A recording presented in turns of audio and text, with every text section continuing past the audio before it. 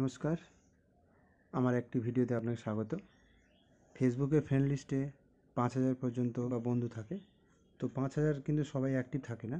কারা অ্যাক্টিভ আছে আর কারা অ্যাক্টিভ নেই সেটা জানার উপায় আছে এবং সেটাকে সংশোধন করে নেওয়ার উপায় আছে।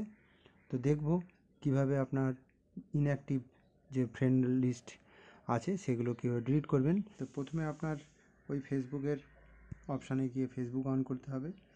বাঁদিকে যে আইকন আছে দেখুন ফটোতে, এই ফটোতে ক্লিক করতে হবে।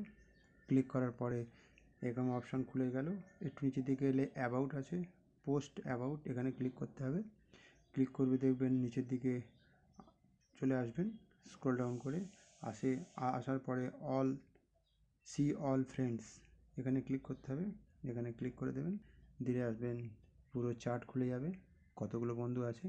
দেখুন 4999টি ফ্রেন্ডস আমার।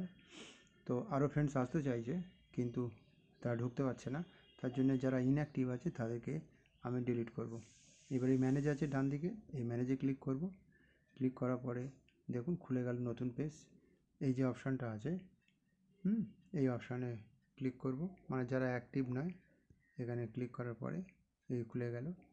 এরা 313 জন ইনঅ্যাক্টিভ। এরা অ্যাক্টিভ 90 ডেজের মধ্যে এরা ফেসবুকে কোনো কিছুই করেনি বা ফেসবুক অন করেনি বা আপনার পেজে আসেনি। এরকম সিলেক্ট মাল্টিপল বলে এই অপশানটা আছে, এখানে ক্লিক করবেন, করলে এই বক্সগুলো অন হয়ে গেল। এইবার আপনি দেখে দেখে এগুলোকে ডিলিট করে দেবেন।